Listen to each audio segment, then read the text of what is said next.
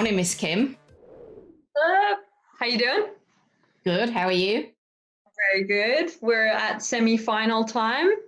Oh no. And again, I didn't look at the submissions. I don't know. Did you? Did you look at any? I'm so excited. I love their Yeah. little chatter around prepping for the loom that they're like, oh my God, how many takes does it take you? And so I think that's really cute. Shame, guys. Nah, jokes. I think they got a little bit like they really they didn't get stressed out, but they were, yeah. You know what I'm trying to say. Well, welcome everyone to the show. You know what the go is now. You've been following us for a while. So I'm not going to give you the usual lowdown, but what I am going to say is, you know that we have a bit of banter going on here. So I recommend you open a separate tab, go to the learningconference.online and buy your ticket. There's a button there right in the middle that says get tickets. Get your ticket to the Learning Conference. It's going to be epic. Semi-final time. What are you loving about the show so far, Kath?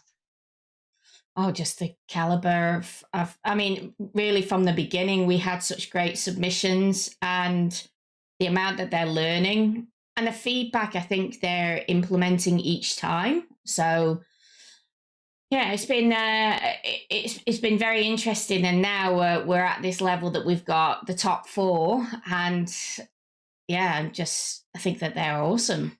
And I really hope that people who are wanting to build their portfolios at home, who, you hear this all the time, oh, I don't know what to do, can maybe use these briefs in the future to just put together a few little bits. I think they're good they're good projects to do some working out loud and just put really rich as well briefs because they're obviously dummy ones. So yeah, that's what I think I'm enjoying. I 100% agree. The briefs are like we write them, but they're based on actual client inquiries that we've had, so they're realistic. So yeah, that's really cool. Well, I think let's get into the show. We are participants that make it through to the grand final happening next week. They actually get a 3-day pass to the conference, so that's very exciting. And then they get lucky ducks. One of them will be crowned Learning Designer of the Year, as voted by your peers in the industry. Sorry, I should say we've got a new speaker announced. He was a guest on the show. He added so much value. Mike Taylor. The topic is around what we can steal from marketing. I love this topic. What can people expect, Kath, from that session with Mike on the 3rd day? Well, I think he's going to talk about a lot of things. So Mike Taylor is a bit of a guru for curating content. He's always sharing. He's got a great blog that he shares things. So he's really going to talk about what the marketing industry does best and the kind of ideas that we should be taking from them, whether that's talking about using newsletters to deliver content or mail campaigns and different things like that. Really, that's just not even talking about a tiny bit of what he's going to be going through in the conference, but he's just going to be inspiring you with lots of different ideas on how we can steal like a marketer. Sounds like a good plan. I like it. And it's basically marketing leads to sales, learning design equals change or leads to change in behavior. So they're kind of the transferable skills that you can expect. But let's get into the show and see who our guest is on this episode of the first semi-final.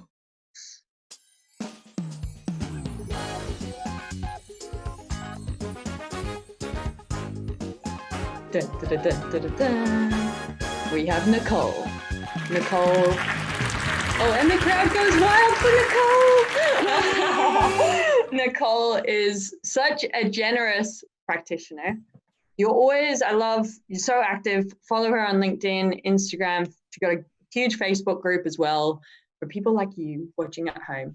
You're so generous with sharing your process. I love, how you are really you're really good at talking about analysis and putting emphasis on doing good analysis. So welcome to the show, Nicole. We're so excited to have you.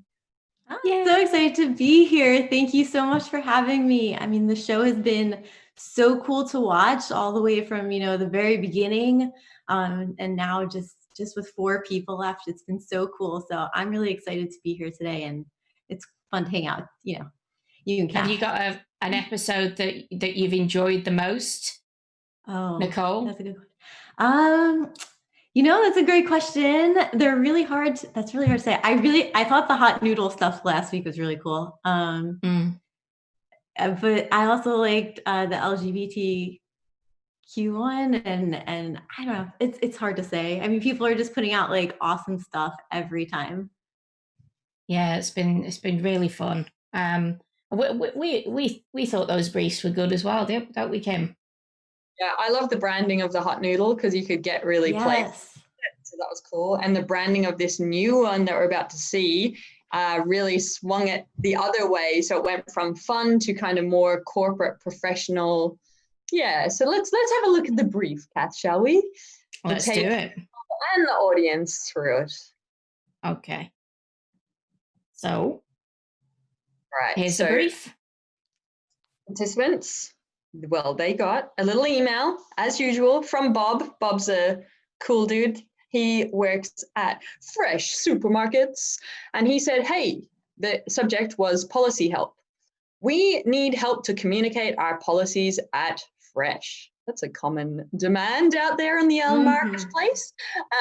We've been trying to build a course called HR Assist, which gives learners a high-level breakdown of each policy. However, by the time we get the content ready, new changes come through and the process has become never-ending. We're on revision 17. Dun, dun, dun. I would hate to work on a project like that. We need someone with fresh eyes who can give us an idea of a better way to deliver this content. We've discussed the idea that a chatbot or even a voice-activated solution might work well. We're not sure what's going to be best for us, though. We need this to be easy for us to update and make changes. I feel like I want to talk in Bob's voice now. Hold on, give us a go. We're not sure about the budget, what it would be for something like this. Please, can you give us an estimate of how much your solution would be? Explain it, how it would be implemented at Fresh, and present your findings in a video for us. We'll then take your proposal to our management team and move forward with this project. So it needs to be digital. They have Microsoft 365. We've got 174 supermarkets across the nation. There's 50 to 85 staff in each of the stores. They're between 17 to 60. Doesn't need to be tracked for compliance reasons. Don't know the budget. They need to come back to us. Basically, this is the criteria, folks, that you're listening to at home. Link in the description. You'll be able to get to the Miller note. And also, this is the voting criteria to be able to vote for your favorite one. So it needs to be just in time. You need to give an estimate. How would it be implemented? Why you chose it, why you recommend the approach, and your choice of tool. So be paying attention. Does it meet the brief? What do you think of the instructional design approach, and how did they go with the budget? Let's get into our first candidate. And we gave an image of what we thought Fresh Supermarket would look like, Nicole. So, yeah, that's what they've basically been working off. Awesome. All right, we ready? Great brief. Sounds like a client I've met before. It's a very common one. All right. So, up first, we have the man, Troy, who is the manager, agency, learning and development at Qantas Airways. Now, Kim, do you have what Troy wrote out? Shall we read that out? I'll read out to, it'll be long, but we basically asked participants to answer some questions, a little profile on themselves. You can check it out on their little Miller Note page. One of the questions we asked was, what has been the biggest learning so far from participating on the show? And Troy has said, learning to embrace, I won't do his voice because I don't know what he sounds like, but learning to embrace vulnerability by putting work out there to the public, but also learning to overcome insecurities. It's been such a personal learning experience. That's really cool, I reckon. That's a great skill to learn, and you have added so much value from sharing. You can just see how much engagement and the questions people are getting from you sharing your stuff out there. So well done, mate. Let's have a look at Troy's And he's video. smashing it, isn't he, on LinkedIn? He's been sharing his stuff. And let me tell you guys, you've had so many votes the last time round. So this time, I know you're going to kill it. So let's take a look at Troy's submission. Hey Bob, so my solution for you is an innovative, just-in-time knowledge management and learning solution comprising of an e-learn and a chatbot named Joy at Fresh. Both of these tools are connected to a Google Sheet, which will act as your singular source of truth, with content being pushed in real time to both solutions, ensuring your team remain up to date on the evolving policy changes. Overall, the solution is built on simplicity for both the team at Fresh and the team updating the policies. So once a policy is changed, your team will come into the policy database and make the respective changes to that policy. That information is then synced through in real time to the e-learn. The e-learn can be implemented via Amazon S3 and embedded through your Office 365 framework, or sent as a singular URL. Joy at Fresh is embedded throughout the e-learn and is accessible at any time throughout the e-learn. She can also be published as a singular tool, with all roads leading back to the e-learn via a single URL. So let's jump in and have a quick look at the e-learn and see how it is all working. Today we'll focus on the policies, in particular the Code of Conduct policy. Each of the policies feature the same layout, so focusing on the last updated, the version number, and the scope, as well as information about the policy, what has changed within the policy, what these changes mean to the team at Fresh, and a knowledge check, allowing the team to embed and deepen their understanding of those changes. So let's have a look at how the Google Sheet is working in connection to these policies. So in the Google Sheet, I will change some details. And by selecting Reload Policy, we can see that all that information has now synced through live to the e-learn. This information is also being pushed through in real time to Joy at Fresh. So regardless of what tool your team are using, they are always kept up to date. This tool is perfect for Fresh because it drives simplicity. There are no more redesigns of e-learning. There are no more reworking of content. All you need to do is update that Google Sheet and content is pushed through live. In terms of budget, there is a cost of 60,000 Australian dollars for implementation and an ongoing subscription cost of $840 a year for the chatbot. Well, Bob, I hope you enjoyed this quick video. Okay, guys, what do you think?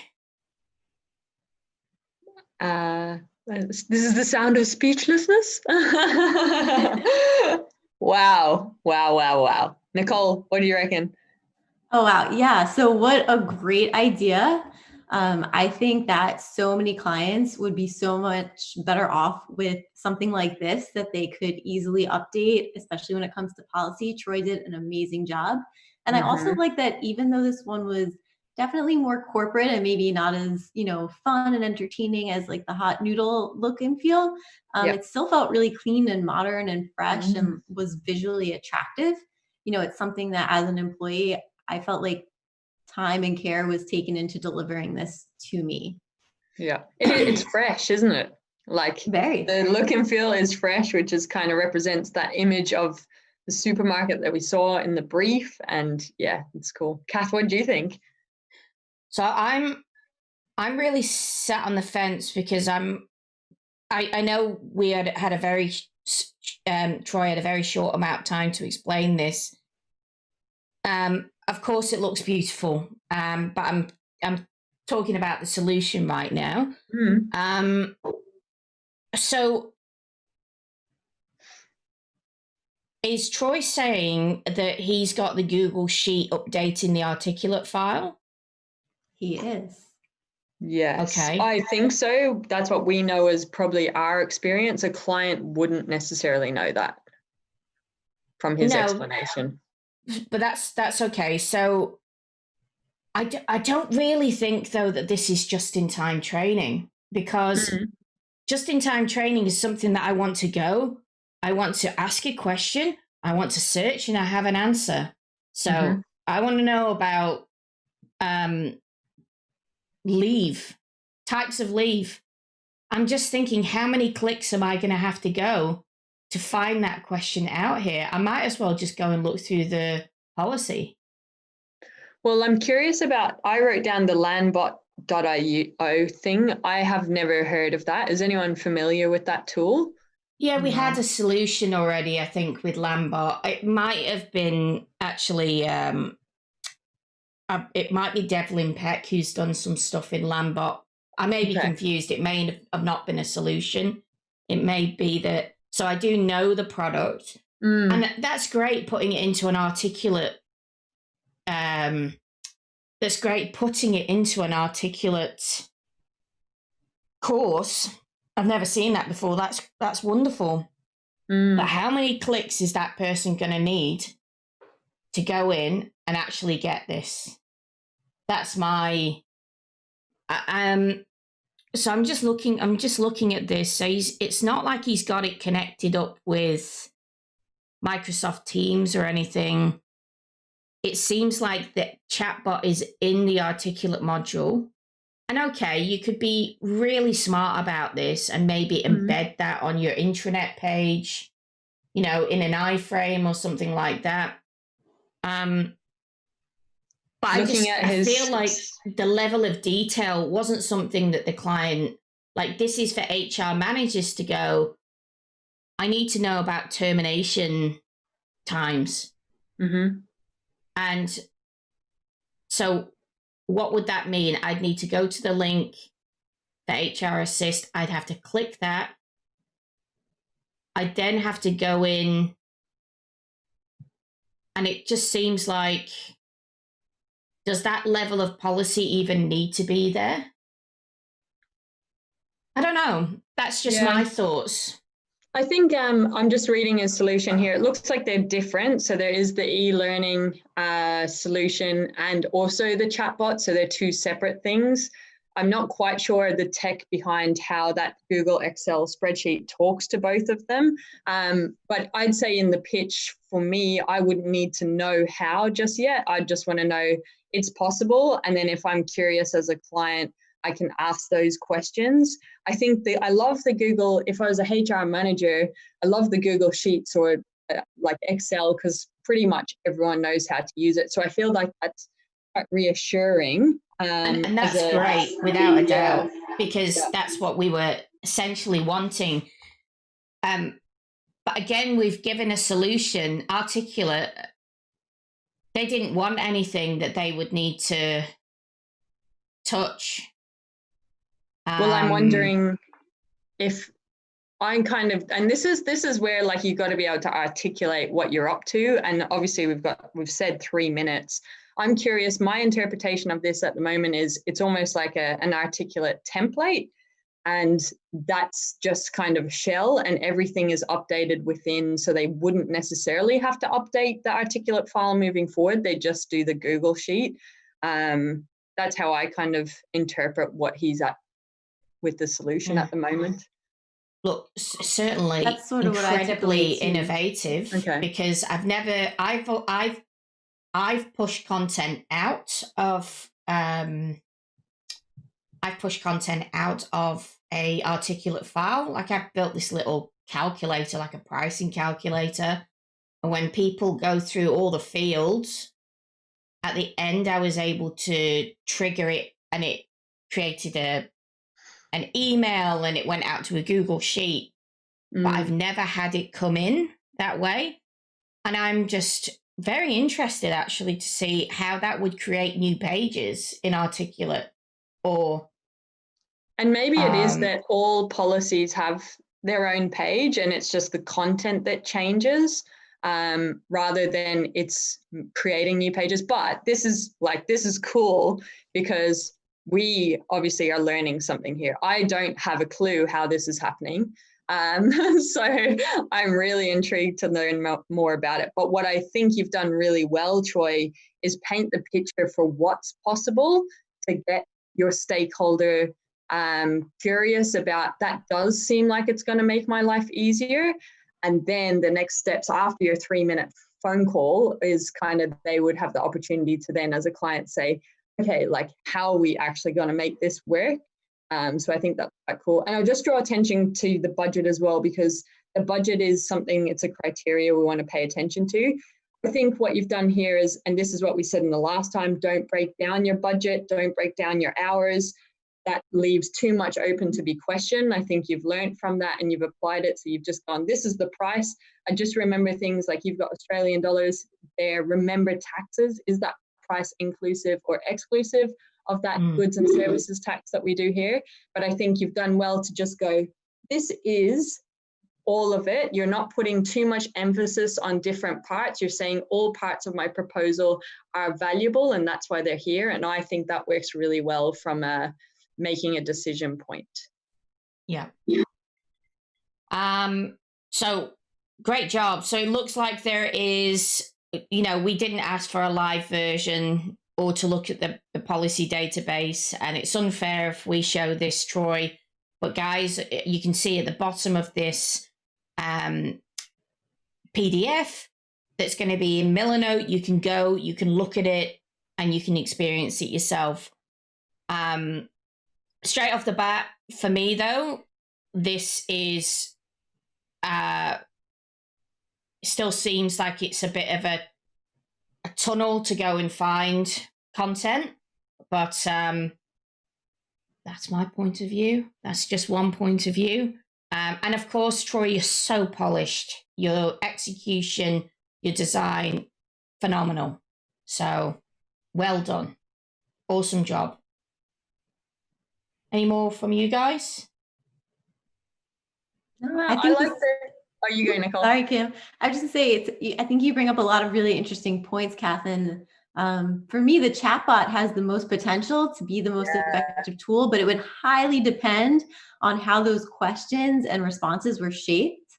And I also don't know Landbot well, but I know something like, you know, Watson kind of learns what people ask. And so if Landbot does that work, there's potential for it to be easier than having to click through yeses and nos.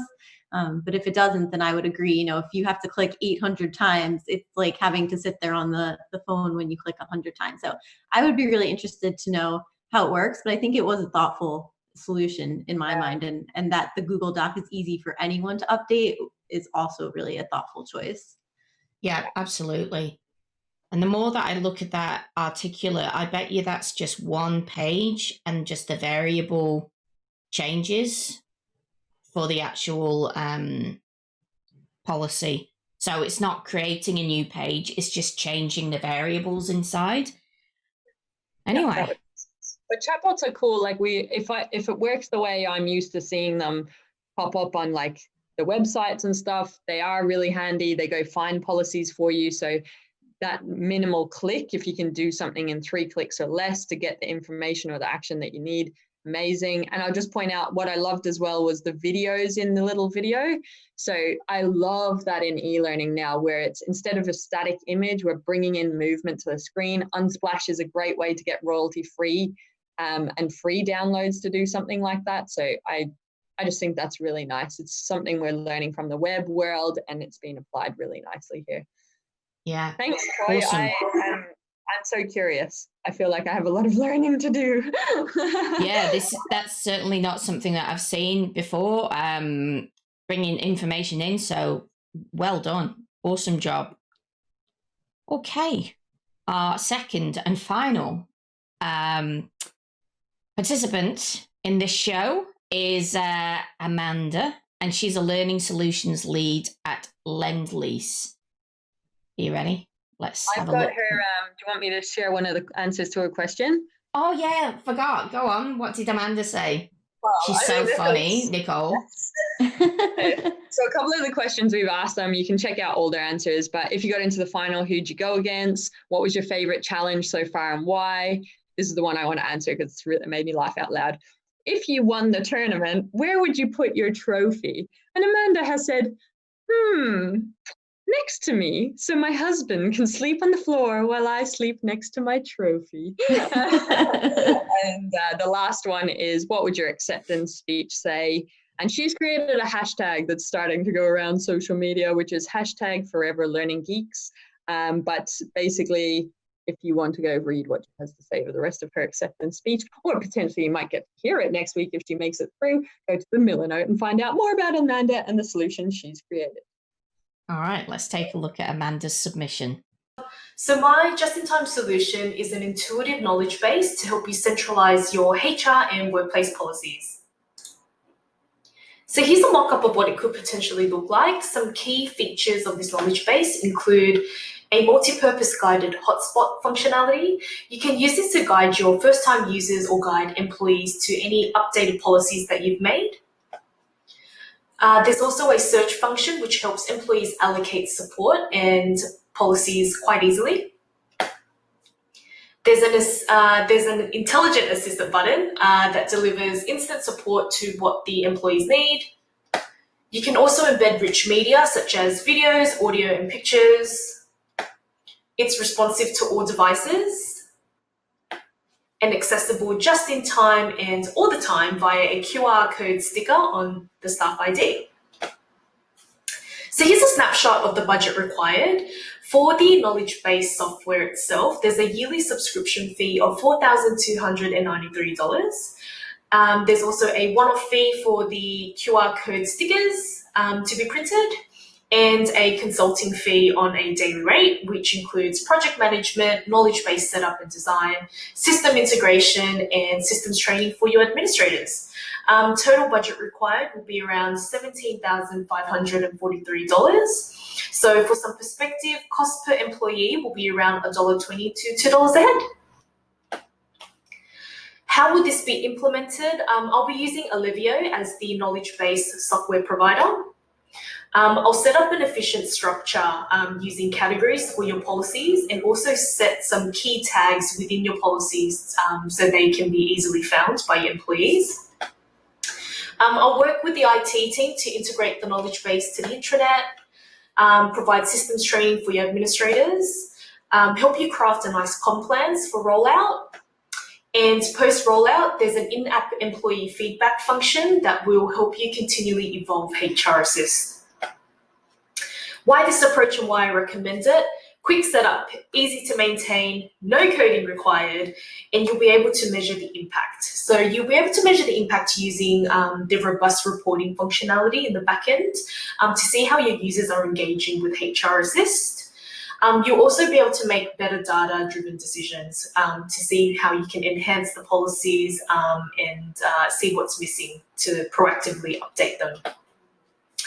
Meeting your needs, it's a scalable and sustainable solution. It will deliver help to your employees 24/7, and it's also user-friendly in terms of its interface for both the admins and the employees of all ages. That's my solution. Let me know your thoughts. All right, guys. What did you think of Amanda's solution? Loved it. I feel like if I were this client, I would be like, let's do it tomorrow. It was, it kind of hit all the bases for me. You know, it was very simple, it was definitely a high-tech solution, but it was not a high-tech solution, right? It wasn't very complex in terms of like, we need all this graphic design and all this other stuff. It's something that feels manageable for the internal team to take on after Amanda's done building it and doing her consulting work. And I think she did a really great job of pitching. To me, I think she hit all the pain points for this particular client, and she made it very easy to sort of follow along and see how this would work for their team. And the knowledge base, I think overall it seems like a really great solution for them. Yes. I think it is good. I'd like to just bring on some perspective from the pitching side of it. I think this will be valuable to a lot of people watching. Is you have all the information there, Amanda. I would just switch up the order of how you present it. So I always think the why, the motivation is really important, and that's where you should start up. So you did this at the very end, which for me, I had zoned out. And when you said it at the end, I switched on. I was like, okay, now I know why I should be paying attention. So always start with, these are the problems you have, Mr. or Mrs. or whoever you are, client, and these are the challenges I'm going to help you overcome. So you did say these things. You had things like, it'll save you time. We can measure the impact. It's going to make it easier to update. We're going to make your life easier, because I know that you're time poor. I know that you don't want to spend all your energy. You got more important priorities to do, client. So basically call that out, because then they're hooked. They go, okay, how can you help me? And that's when you go into the solution. That's the order that works really well for us. So I would encourage you to think about why, how, what. And if you look at Simon Sinek's Start With Why, a 5-minute TED Talk, he explains it really well through Apple as the example. And I think your proposal should be written that way, and your pitch should also be framed from that perspective. And then I'll just quickly go into the quoting side of it, not the solution, in terms of, I would encourage you not to break down your quote like we said with Troy, just one figure, that's it. But what you did really well was you said the per head price was $2 or whatever it was. Wow, what a breeze for the client to go, that's nothing, you know. So that's my perspective. I think it's really cool. Kath, I'll throw to you now. Yeah, I actually really like the way that Amanda presented it. So I actually like the order that she presented it, because she really won me over. I love seeing the solution up front, and that's something that a lot of people just want to see. Oh, how might this look? They're very, it's very tangible. So love the look of it. I love that it's searchable. I love that you can put tags through the back. I love that it's trackable. I mean, these are all very similar things to what Troy has done as well, because Lambot will have AI in it as well and will be trackable. But I love all of these things. Yeah, definitely agree with Kim that the pricing breakdown that you did was excellent. I think it was very well executed. I love the QR code on the ID and how quickly that person can just get to that information, especially for staff members, because they'd have no access to computers. Managers roaming around, would probably only have, well, he's got an iPad, but you see a lot of supermarkets just with phones, scannable, these scannable devices like you see in the Apple store. So yeah, I really, really liked it. Never heard of that solution. So that's another great solution that we're hearing about. Alevio. Yeah, so really, really good. Final perspectives? Oh, look, they're both great solutions. Absolutely great solutions. I mean, I'm a massive advocate for just-in-time training. For years, I've had people coming wanting training made that really they're not thinking about the end user and how quickly that's going to be for that end user to get that information and whether they need to sit through a whole course to learn it. So this has been a good opportunity, if not for the actual participants to do, but for people to think a little bit about how we're delivering content. That's my thoughts on it. So yeah, both of them great solutions, guys. Yes. Well, let's get into how you can vote. So we've got 2 participants here. You've got 2 in the next episode. You need to watch both episodes. Jump into the description. That's where you are going to find out how you can vote and who met the criteria the most. Well done, you folk at home, participants. You're brilliant. You've been consistently great throughout. We're really proud of your evolution. You're already inspiring before you ever came on. Thank you to everyone that's watching. Thank you to our special guest, Nicole. What a legend. Do go follow her on social media. beautiful human and really sharing, very generous with what she shares, as you can tell from this episode of the show. Thank you. Did you have a good time? Oh, I loved it. Yes, it's so cool to see how creative and thoughtful people can be, especially when they're given such a short amount of time with this totally surprising brief and not necessarily an industry they've dealt with. So Yeah. this was really fun. You know, I love seeing it, and I think it's just going to bring the whole industry up and help everyone, not just the participants. Have you got a thing that you're going to apply that you've learned from today's episode? Oh, I like QR codes, and I don't really always think about how to use them with the training, but I thought that was so clever to just put it right on the ID badge that they have to have every day. So that's like a cool little fun thing that I may just have to use. I like it. Awesome. Kat, you were going to say something? Yeah, I was actually going to ask Nicole, do you get a lot of work coming through to you that is just-in-time training, and how you handle those? I get a good mix. Yeah. So I've been really lucky because I sort of like doing the high level work these days. I think I've told Kim before, like any instructional designer, I've learned the visual design and all of that stuff. But I just think there are so many people who are so incredibly talented. And I think my biggest strengths are my analytical skills and my writing skills and kind of that work. So I've been lucky to have clients who come to me who have no idea what they want to do. They're just like, this is my problem. And so we've been able to do some just-in-time solutions. I've actually been talking to somebody about doing a knowledge base recently and things like that. So this was really cool for me to see how other folks would implement just-in-time solutions. Yeah, it's fascinating, isn't it? What do you do on that, Kath? Well, there's lots of different tools that I think are great for just-in-time training, because it doesn't always need to be trackable, right? It doesn't need to go into an LMS. As far as I'm concerned, if it's got some AI that's going to give you some data on it, then great.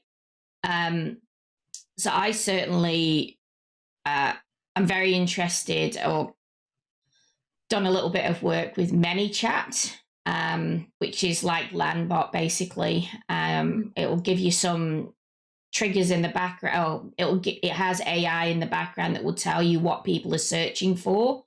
So you can start curating more content and more content, and also track, what terms are not getting any traction.